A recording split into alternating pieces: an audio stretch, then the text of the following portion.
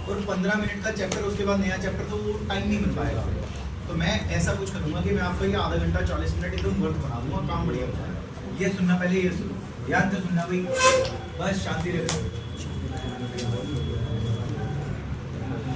Page number 47 निकाल लो, जिसको पुरानी एनसीईआरटी।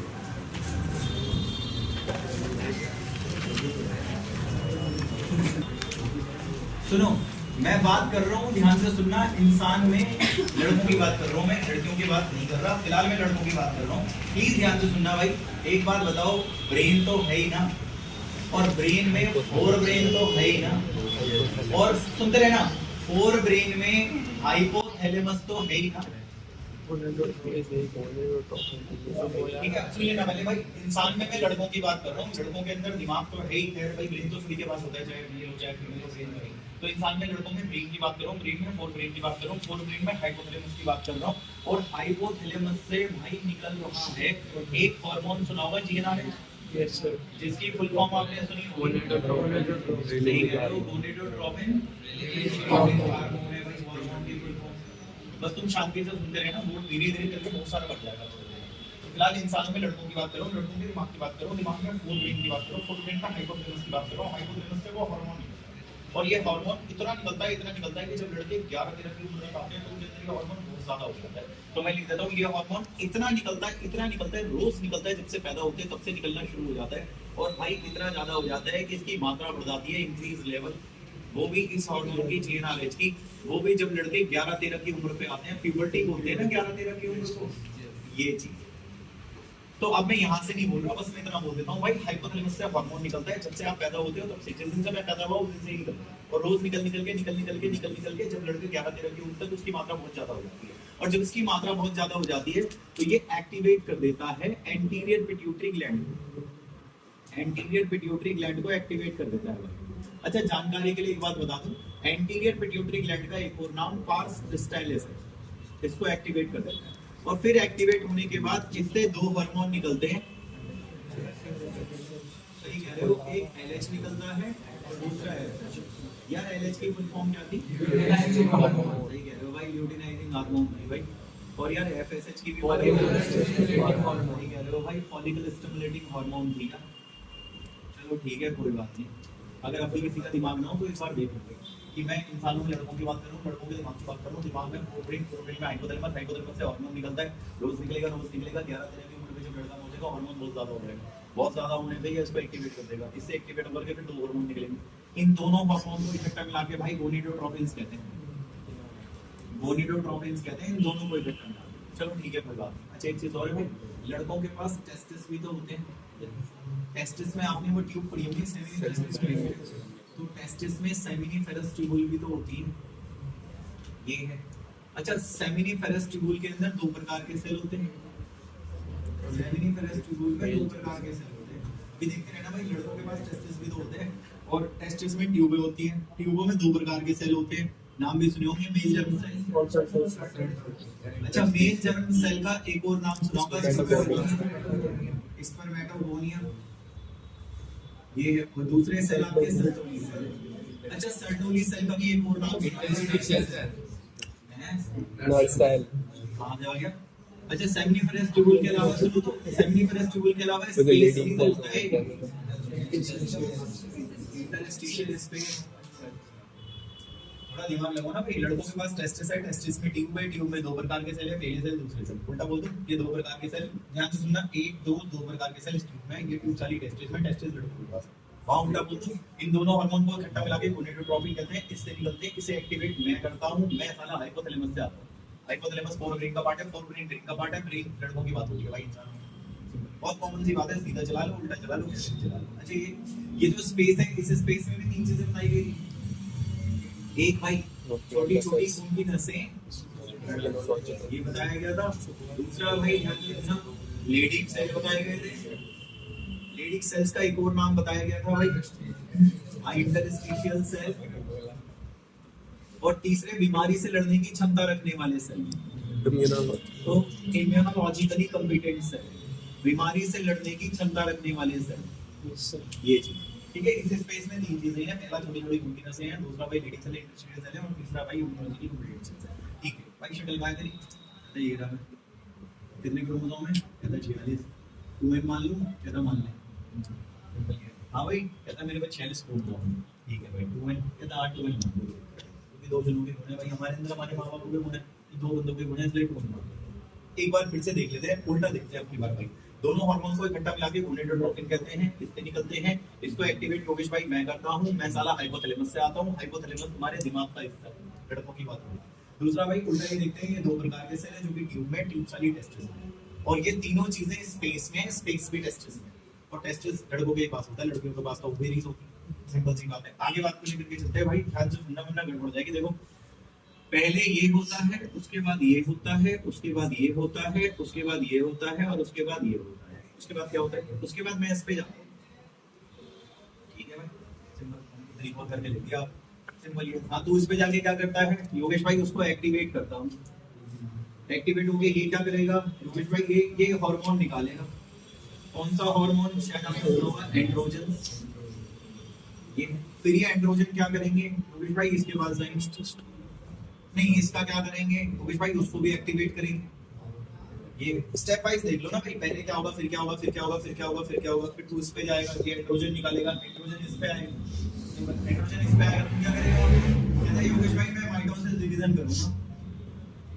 मैंने कहा यार एक बार बोलो। कहता है क्या? मैंने कहा मैंने सुना है माइटोसिस डिवीजन में एक सेल दो में टूटता है। कहता है हाँ बिल्कुल आपने सही सुना है कि माइटोसिस डिवीजन में एक सेल जो है दो में टूटता है। 8 के बाद 2 नंबर माइटोसिस। एक बात और भाई, क्या नाम है इसका? तुम्हारा क्या नाम है? Primary spermatogonia. Primary spermatogonia.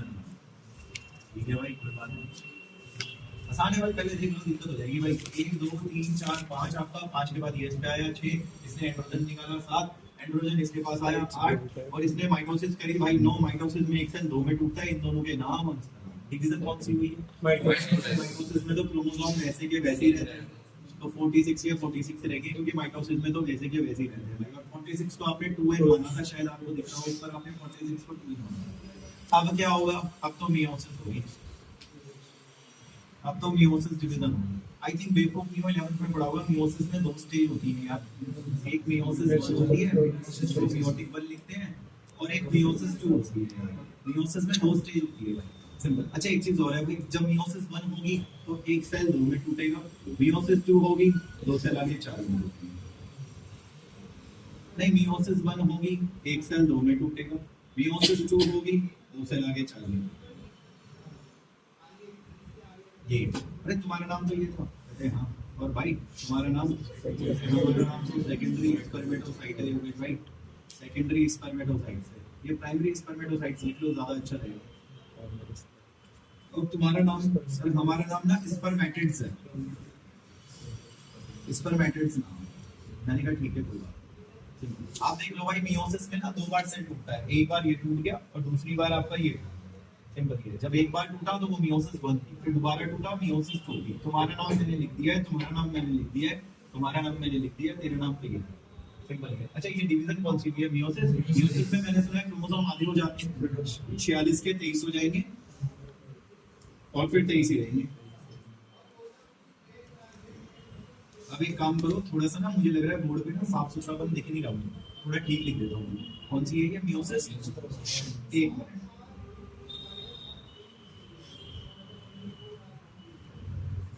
थोड़ा सही लग रहा है। मियोसिस 2 है, इसको भी थोड़ा ठीक लिख देते हैं।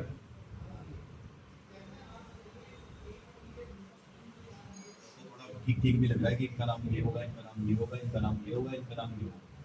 बाकी देखो यार, माइटोसिस में क्रोमोसोम बराबर रहते हैं, मियोसिस में आधे 46 के 23 हो जाएंगे, मियोसिस में फिर 23 ही, सिंपल सी बात है। अब क्या होगा? नंबर नहीं डाला आपने, 9 के बाद आई थिंक 10 नंबर ये है, 11 नंबर ये, सिंपल है। अब क्या होगा? 12 नंबर मेरी वाली।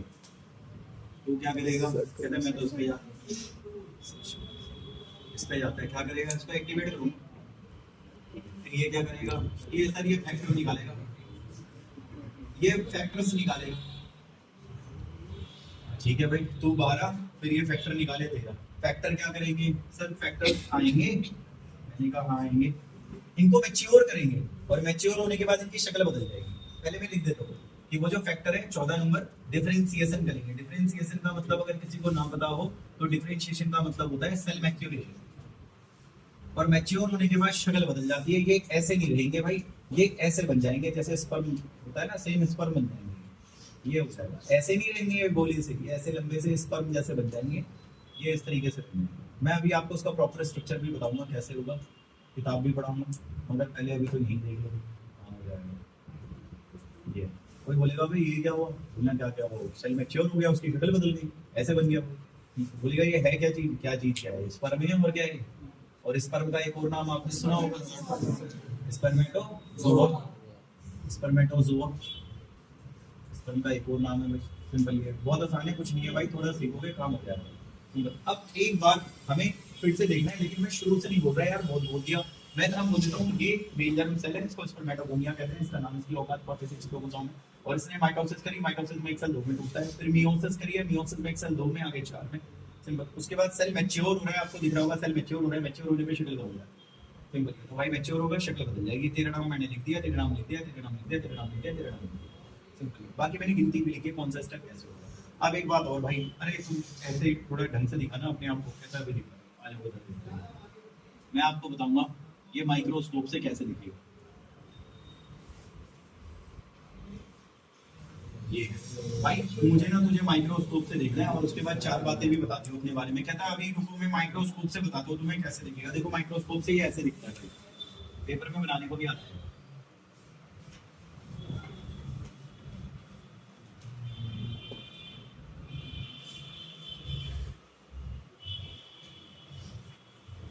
इस तरीके से दिखता है, तो मैंने ऐसे हवा में बना दिया, गलत बनाया है, ऐसे नहीं होता ये, एक्चुअली में ऐसे होता है। तो ये जो है ये मैंने बनाया माइक्रोस्कोपिक स्ट्रक्चर है। एक मिनट जरा ध्यान से सुनना भाई, इसमें आपको जो ये दिख रहा है दिस इज हेड, ये हेड है, ये छोटा सा जो आपको दिख रहा है ये गर्दन है, नेक है, ये जो आपको दिख रहा है भाई ये मिडिल पीस है। बड़ा होगा ऐसा थोड़ी ना, पहली बार पढ़ रहे हो। और यार ये पूंछ है यार, तेल है। ऊपर से पूरे के ऊपर प्लाज्मा मेम्ब्रेन भी चढ़ा देना। ये लो भाई, पूरे के ऊपर प्लाज्मा मेम्ब्रेन एनवेलप कर रहा हूँ मैं, चढ़ा रहा हूँ उसके ऊपर, ये प्लाज्मा मेम्ब्रेन है। तो इस पूरे बॉडी के ऊपर आपने चढ़ा दिया प्लाज्मा मेम्ब्रेन। ये लो लिख भी दो यार कि ये प्लाज्मा मेम्ब्रेन है, तो मैं लिख देता हूँ भाई ये प्लाज्मा मेम्ब्रेन। अच्छा, तो न्यूक्लियस ये रहा लंबा सा, ये है, ध्यान से सुनना, इलांगेटेड का मतलब लंबा सा, न्यूक्लियस है। थोड़ा गोल नहीं, लंबा बनाना है, ऐसे करके लंबा बनाना है। तो ये लंबा सा न्यूक्लियस है, और आप जानते हो न्यूक्लियस में क्रोमोसोम होते हैं, तो न्यूक्लियस के अंदर क्रोमोसोमल मटेरियल होता है। योगेश भाई कितने क्रोमोसोम है, कितने, पागल हो दिख नहीं रहा तुम्हें, 23। हाँ तो 23 है। 23 का मतलब तो भाई जब 46 को 2n माना था, तो 23 को क्या मानोगे, n तो हैप्लॉइड होता है। हाँ तो ठीक है, कोई बात नहीं, लिख दो उस बात। लेकिन ऐसे पहले समझाने मुझे भाई 23 ही तो होंगे, हाँ 23 होंगे। तो जब 46 को 2n माना था तो 23 को 2n मानेगा, जब 46 को तूने 2n माना था तो 23 को n मानेगा। इनका मतलब हैप्लॉइड है, लंबा सा न्यूक्लियस, उसमें क्रोमोसोम 23 है। तो अच्छा ठीक है, कोई बात नहीं भाई। अच्छा एक चीज और ध्यान से सुनना, ये जो आपको थोड़ा सा दिख रहा है टोपी जैसा, ये शायद आपको पता होगा, इस टोपी जैसे कैप लाइक स्ट्रक्चर को हम लोग एंडोसोम कहते हैं। मैंने सुना है इसमें एंजाइम भरे रहते हैं, फर्टिलाइजेशन के टाइम पे काम आते हैं, तो लिख देता हूँ भाई फिल्ड विद एंजाइम। इसमें एंजाइम भरे रहते हैं जो कि फर्टिलाइजेशन के टाइम पे काम आते हैं, required at the time of fertilization. ये है, थोड़ा दिमाग लगाओ। अच्छा एक चीज और है भाई, आपने पढ़ा होगा यहाँ माइटोकॉन्ड्रिया होते हैं बहुत सारे। हाँ तो ये माइटोकॉन्ड्रिया है, लिख देता हूँ ये भी, ये है। अरे सुनो तो, न्यूमरस का मतलब कई सारे, माइटोकॉन्ड्रिया। यार तुम्हें ये भी बताया कि माइटोकॉन्ड्रिया एटीपी बनाते हैं, प्रोड्यूस एटीपी। एटीपी से ऑब्वियसली बात है एनर्जी मिलेगी, एटीपी से एनर्जी मिलेगी, और एनर्जी से पूंछ हिलेगी, स्पर्म चलेगा। लिख देता हूँ भाई, इससे क्या होगा, स्पर्म मोटिलिटी, स्पर्म चलेगा भाई, ये चीज है। चलो ये भी ठीक है, कोई बात। अच्छा मैंने सुना है लड़का एक बार सेक्स करता है उसके 200-300 मिलियन स्पर्म निकलते हैं, जैसे कि एनसीईआरटी में लिखा हुआ है, साइड में लिख देता हूँ भाई कि लड़का एक बार कोइटस करेगा तो एक बार सेक्स करने में उसके 200 से 300 मिलियन यार स्पर्म निकलते हैं। ये है, आपने ये भी पढ़ा हुआ है कि इसमें से 60% जो स्पर्म होते हैं उनका नॉर्मल शेप और साइज होता है, लेकिन आपने पढ़ा था 40% स्पर्म में काफी रफ्तार होती है, वो बहुत तेजी से चल सकते हैं, जिसको विग्रस मोटिलिटी कहते हैं।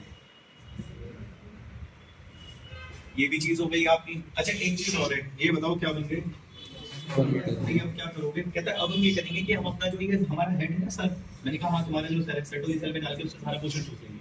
मैंने कहा अच्छा मतलब अब तुम अपना ये जो सर है ये सर्टोली सेल में डाल के उससे सारा पोषण चूस लोगे। कहता है हाँ उससे हमें ताकत आएगी और ताकत से हम चल के बाहर आ जाएंगे। मैंने कहा कहाँ से? कहता है सेमिनिफेरस ट्यूब से। पहले सुन लेना, अब ये जो स्पर्म है अपना सर उसमें डालेंगे सर्टोली सेल, और सर्टोली सेल में सर डालने के बाद उससे सारा खाना ले लेंगे। खाना लेने के बाद आएगी इनमें ताकत से ही भगल लगे ट्यूब से बाहर आ जाएगी। कौन सी ट्यूब? सेमिनिफेरस। उसी में जो सारी घटना उसी में होती है। तो मैं लिखता हूँ इस बात को भाई कि अब ये होगा कि ये जो स्पर्म है, स्पर्म नाउ अब ये डाल देंगे। एम्बेडेड का मतलब होता है धसा लेना, धसा लेंगे अपना सर, वो भी उन सर्टोली सेल में, सर्टोली सेल। तो ये जो स्पर्म है ये अपना सर सर्टोली सेल में डाल देंगे, उससे सारा पोषण चूस लेंगे और उससे आएगी इनमें ताकत।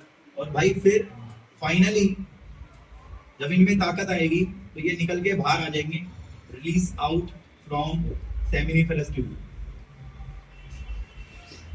ये सेमिनिफेरस ट्यूब से बाहर आ जाएंगे। अब भाई मेरे पास ना अभी अलग कलर का मार्कर है लेकिन वहां से ढूंढना पड़ेगा, बट ऐसी कोई बात नहीं। आप फिलहाल इस बात को सुनना। ये देखो, ये जो तुमने कांड देखा, तुमने अपना सर डाल लिया, उससे फिर पोषण चूस लिया, चंद दिन की ताकत आ गई, फिर तुम बाहर आ गए। इसको शायद आपने सुना होगा स्पर्मिएशन। इसको स्पर्मिएशन कहते हैं भाई। ये आपका स्पर्मिएशन है। 1 मिनट नहीं, बात खत्म नहीं हुई भाई, ध्यान से सुनना। ये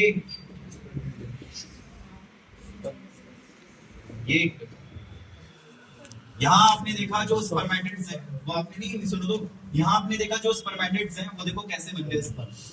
तो यहाँ पे जो स्पर्मेटिड्स हैं वो ये बन गए हैं किससे? फैक्टर्स से। उन फैक्टर्स आए और इनको मैच्योर करवा दो। मैच्योर होने के बाद शक्ल बदल जाती है। कोई आपसे बोले भाई ये क्या है, बोले ये क्या है? मैच्योरेशन है, डिफरेंशिएशन बोलते हैं इसको। सेल मैच्योर हो रहा है, मैच्योर होने से तो उसकी शक्ल बदल जाती है सिंपली। और इस प्रोसेस का नाम आपने सुना होगा स्पर्मियोजेनेसिस। तो ये प्रोसेस आपका स्पर्मियोजेनेसिस है। छोटी छोटी बातों का ध्यान रखना है। और ये पूरा बोर्ड स्पर्मेटोजेनेसिस, ये पूरा बोर्ड स्पर्मेटोजेनेसिस है क्योंकि इस पूरे बोर्ड पे फाइनली आपने स्पर्म ही बनाया। तो ये पूरा बोर्ड आपका स्पर्मेटोजेनेसिस। और मैंने आज की क्लास में फिलहाल ये टॉपिक आपका लिखा है। इससे देखो क्वेश्चन आंसर भी कितने सारे खत्म हो गए। आप क्वेश्चन आंसर पे आना भाई, ह्यूमन रिप्रोडक्शन के क्वेश्चन आंसर पे आना है।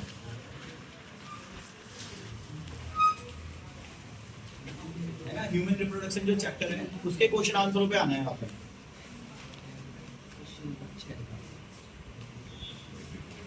आगे हाँ, तो क्वेश्चन आंसरों में देखो 5वां क्वेश्चन,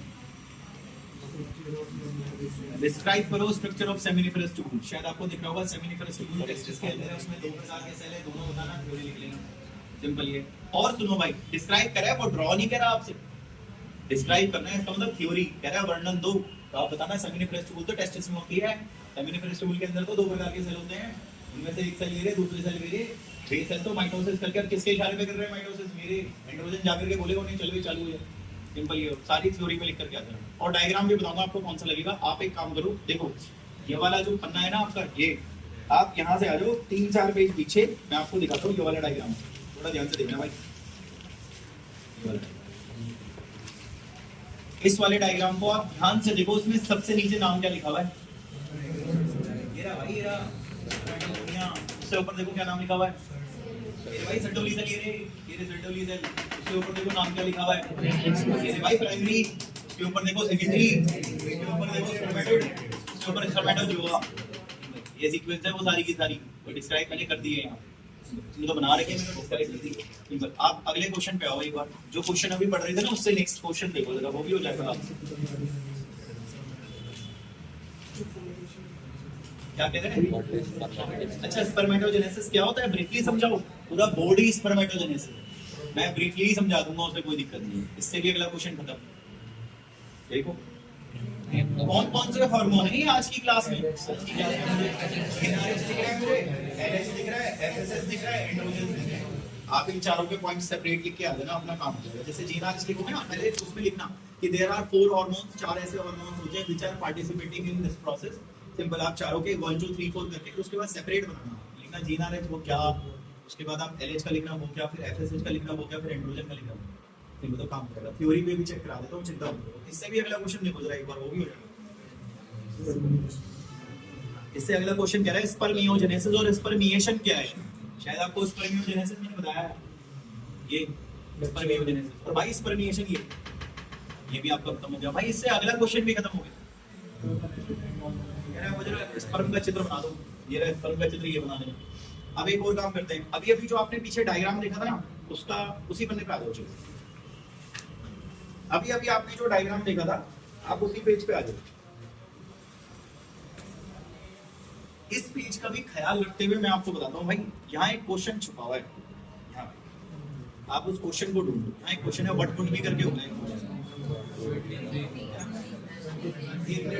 किसके क्रोमोसोम पूछ रहा है? आप देख सकते हैं स्पर्मेटिड्स में कितने होते हैं। जरूरी है इसके पूछे भाई, क्या पता इसके पूछे, क्या पता इसके पूछे, की मर्जी है, वो तो किसी के भी पूछे भाई। तो अभी फिलहाल स्पर्मेटिड्स के पूछ रहे हैं, वो आप बता दें, सिंपल। अच्छा एक और बात बताओ, सुनो तो ध्यान से सुनना भाई, बड़ी गड़बड़ हो जाएगी। ये बताओ यहाँ हो क्या रहा है?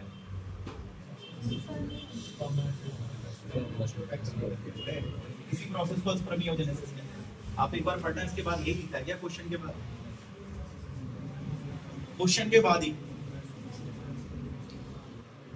हाँ देखो लिखा हुआ है, जो स्पर्मेटिड्स होते हैं वो आगे स्पर्मेटोजोआ स्पर्म में ट्रांसफॉर्म होते हैं, इसी को स्पर्मियोजेनेसिस कहते हैं। मेरा भाई ये क्या फारसी लिखी है मैंने, स्पर्मेटिड्स जो होते हैं वो आगे वही स्पर्मेटोजोआ स्पर्म में ट्रांसफॉर्म होते हैं, इसी को स्पर्मियोजेनेसिस कहते हैं। और इसके बाद आपने क्या देखा था, अपना खोपड़ा घुसेड़ लिया था उन्होंने, खोपड़े घुसेड़ के सारा खाना लेकर के उसमें ताकत आ गई, चल के बाहर आ गया, स्पर्मिएशन कह रहे हो, ये भी लिखा है इसके बाद ही कि आफ्टर स्पर्मियोजेनेसिस, स्पर्मियोजेनेसिस के बाद स्पर्म अपना खोपड़ा घुसेड़ लेगा सर्टोली सेल में, और फिर चल के बाहर आ जाएगा सेमिनिफरस ट्यूबल से, स्पर्मिएशन कहते हैं भाई, सिंपल। अच्छा एक बात बताओ भाई, पहले ये काम होगा या पहले वो काम होगा? वन नंबर वो। और मुझे लगता है वो काम प्यूबर्टी से शुरू होगा, सिंपल। वो काम प्यूबर्टी से शुरू होगा, तब तक आप मात्रा को बढ़ा लें। ये भी लिखा हुआ है इसके अगले पैराग्राफ की पहले लाइन में, आराम से पढ़ना।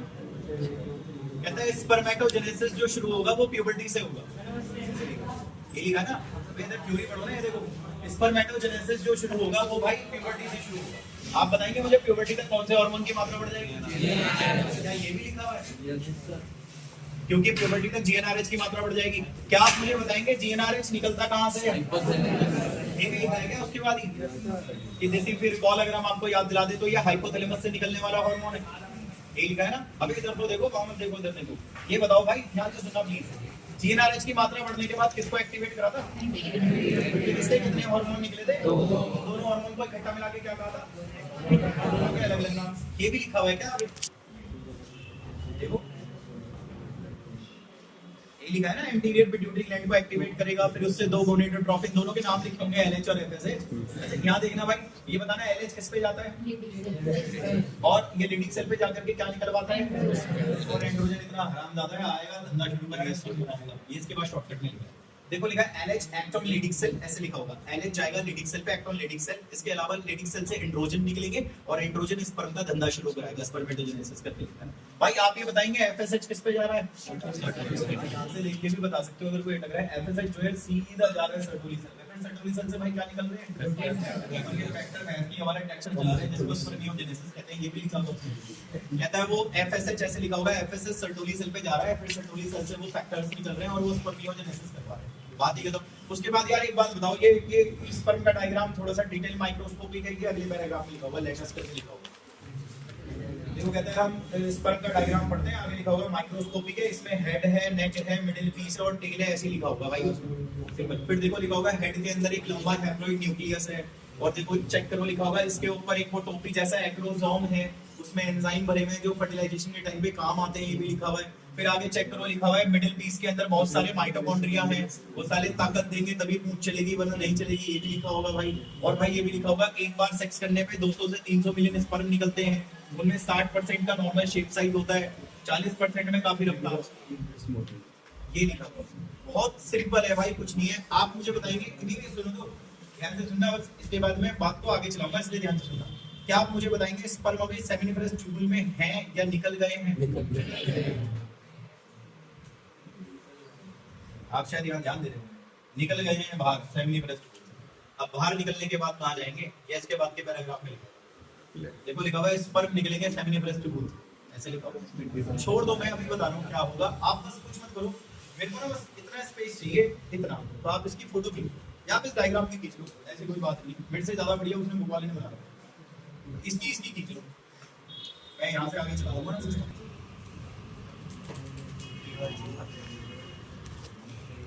मैच्योर होने से पहले लिखा होगा। पहले सुन लेना। अरे देखो अरे सुनो, लड़कों के पास बच्चे पैदा करने में मदद करने के लिए ट्यूबें होती हैं, और वो ट्यूबें आपने 4 पढ़ी हैं। ठीक है, लड़कों के पास बच्चे पैदा करने के लिए हेल्प करने में ट्यूबें होती है, ट्यूबें आपने 4 पढ़ी है। आई थिंक बेवकूफ नहीं हो, सुना होगा रीड टेस्टिस, ठीक है सुना होगा। दूसरा आपने वो सुना होगा वासा डिफरेंशिया, डिफरेंस में बोलना आगे पीछे की बोलना। तीसरा आपने एपिटाइडाई में सुना होगा वासा डिफरेंशिया।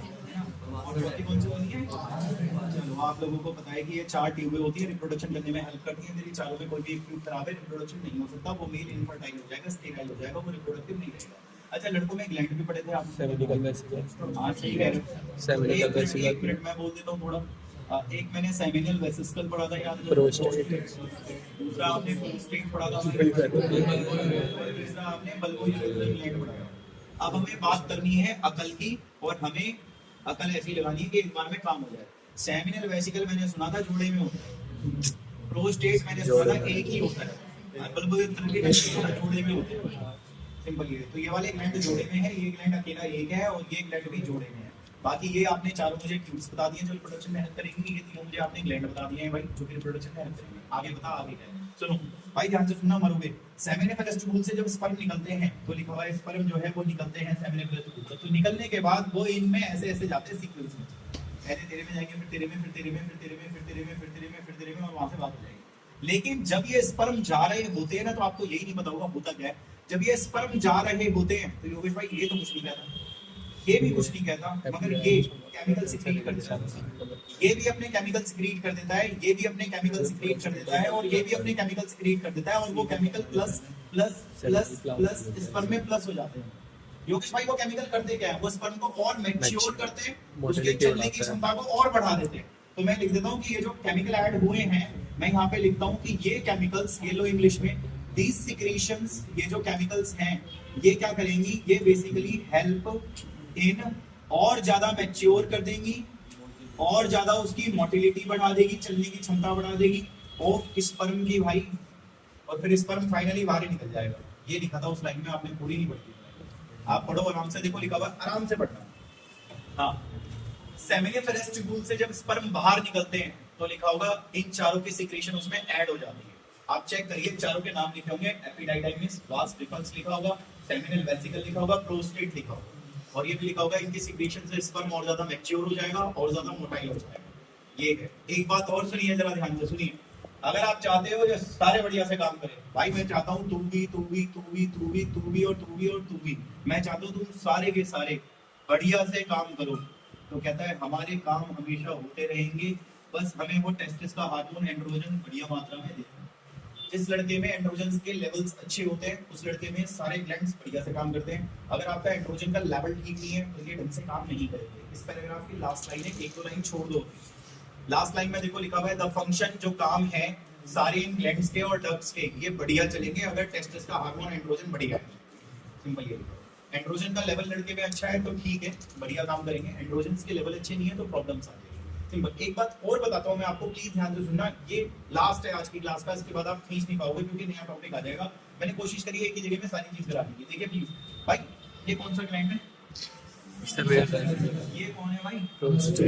ये कौन है भाई? मैंने सुना है ये तीनों मिलकर के फ्लूइड निकालते हैं स्पर्म में, और उस फ्लूइड को सेमिनल प्लाज्मा कहते हैं। मैं लिखता हूँ कि ये तीनों के तीनों मिलकर के फ्लूइड निकालते हैं, सिक्रीट करते हैं फ्लूइड, और उस फ्लूइड को मैंने सुना है सेमिनल प्लाज्मा कहते हैं, सेमिनल प्लाज्मा बोलते हैं। वो फ्लूइड लेबोरेटरी में चेक करा गया था, उसमें कैल्शियम, फ्रक्टोज और एंजाइम होते हैं। कैल्शियम, फ्रक्टोज और एंजाइम होते हैं उस फ्लूइड में भाई। कोई आपसे बहस करे तो आप बता देना भैया ये तीनों दिख रहे थे, वहां दिख रहे हैं, ये फ्लूइड निकाले हैं, और उस फ्लूइड को हम लोग सेमिनल प्लाज्मा बोलते हैं। उसको हमने लेबोरेटरी में चेक करा, उसमें कैल्शियम, फ्रक्टोज और एंजाइम था उस फ्लूइड का नाम सेमिनल प्लाज्मा है। फ्लूइड ये निकाल दें सिंपल। और वो स्पर्म में मिक्स और कर देते हैं, तो वो स्पर्म में मिक्स और कर देते हैं ये, और इस मिक्सचर को सीमेंट बोलते हैं। वो बीच की लाइन जो छोटी थी वो ये, देखो लिखा होगा seminal plasma along with sperm, तो इकट्ठा मिला के इसे सीमेंट कहते हैं। और सेमिनल प्लाज्मा किसने निकाला? योगेश भाई ने निकाला। सिंपल। अच्छा ये भी चेक कराता हूं मैं आपको, देखो जरा, ये देखो यहाँ आ जाओ, ये पैराग्राफ खत्म हो गया, इसकी कोई लाइन नहीं बची। इसके नीचे ना टॉपिक ही अगला है, वो ओवा बनाने का प्रोसेस है, वो आप छोड़ो, टॉपिक ही अलग है, तो मेल में रहना पड़ेगा। ये देखो उधर यहाँ आओगे ना आपके सेकंड पैराग्राफ, इस वाले बनेंगे सेकंड पैराग्राफ, आराम से पढ़ना भाई, सारी लाइनें खत्म हो गई हैं, बस एक लास्ट लाइन नहीं हुई है उस पैराग्राफ की, आराम से बोलो, चेक करो। लिखा है लड़कों के अंदर जो ग्लैंड्स होते हैं, नाम लिखे होंगे उनके, आप चेक करो। बल्बोरेटरी ग्लैंड पेयर में होता है, लिखा होगा। प्रोस्टेट के लिए एक लिखा होगा, एक होता है, और सेमिनल वेसिकल भी पेयर में लिखा होगा उसमें। आगे लिखा हुआ है कि ये वो निकालते हैं फ्लूइड जिसको सेमिनल प्लाज्मा कहते हैं, उसमें कैल्शियम, फ्रक्टोज और एंजाइम होता है, ऐसे लिखा हुआ। सिंपल ये चीज, ठीक है भाई। अच्छा सुनो तो, ये कौन है? कुछ भाई मैं कुछ कहना चाहता हूँ। मैंने कहा बोल। कहता है मैं इसमें अलग से कुछ मिला दूँ। मैंने कहा तू उसमें कुछ अलग से मिलाता है? कहता है हाँ मैं उसमें कुछ अलग से मिलाता हूँ। मैंने कहा नहीं, ध्यान से सुनना भाई, गड़बड़ हो जाएगी। मैं उसमें कुछ अलग से मिला देता हूँ, पहले ध्यान से सुनना। मैं उसमें कुछ अलग से मिला देता हूँ। मैंने कहा ऐसा क्या मिलाता है?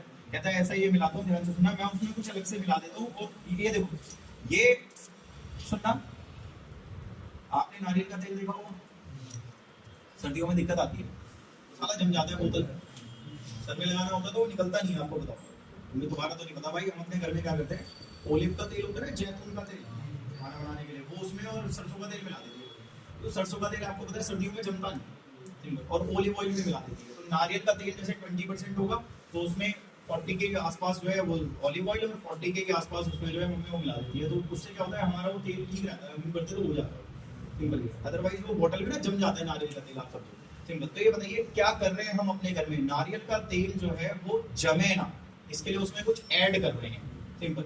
तो भाई सूखे ना, सिंपल सूखे ना, तो गीला ही रहे, वरना तो सूख जाएगा साले 5 मिनट में। तो सूखे ना, इसलिए उसमें मैं कुछ ऐड कर रहा हूँ सिंपल, ये चीज है। तो बल्ब रेफ्रिजरेंट कुछ ऐसा ऐड उसमें करेगा कि वो सूखेगा नहीं, वो ल्यूब्रिकेटेड रहेगा सिंपल। और अगर वो ल्यूब्रिकेटेड रहेगा तो शायद लड़के के पेनिस में जाएगा, जरा लड़के का पेनिस ल्यूब्रिकेटेड रहेगा। ये इसके बाद लिखा होगा, लिखा होगा बल्बो यूरेथ्रल ग्लैंड, ऐसे लिखा होगा बल्बो यूरेथ्रल ग्लैंड, उसमें कुछ ऐसा ऐड करेगा कि वो ल्यूब्रिकेटेड रहेगा, तो सूखेगा नहीं फ्लूइड। और वो ल्यूब्रिकेटेड रहेगा तो वो पेनिस को भी ल्यूब्रिकेटेड रखेगा, ताकि लड़का आराम से सेक्स कर पाए। ये इसमें है, वो कह रहा है। तो ये आपका यहाँ से खत्म हो गया भाई, इसको आप नोट कर लो। सुनो भाई, कल आओगे पता क्या चलेगा, इन सबके स्ट्रक्चर्स मैं टेस्ट्स बनाऊंगा, सारी ट्यूब खत्म हो जाएगी, यानी कि ये वाला पेज चलेगा आपका। या तो मैं ये पेज उड़ा दूंगा, या मैं एक हैवी कंटेंट उड़ाऊंगा। अगर मैं ये उड़ाऊंगा ना, तो वो 15 मिनट का जो रह गया आपका इमास्कुलेशन वाला, उसके साथ ये लगा, क्योंकि ये छोटा सेक्शन है। अदरवाइज मैं सोच रहा हूँ भाई सीधा ही बड़ा सेक्शन ले लिया जाए तो बढ़िया रहेगा। बड़ा सेक्शन फिर ओजेनेसिस और नेक्स्ट होता है, एक ही बार में ओजेनेसिस नेक्स्ट होता है। ठीक है, कल शाम को आपकी क्लास है, आप कल आ जाओ। या तो मैं इसके डायग्राम और वो प्लांट वाला मोस्ट प्रोबेबली वही करवा दूंगा, ताकि एक बार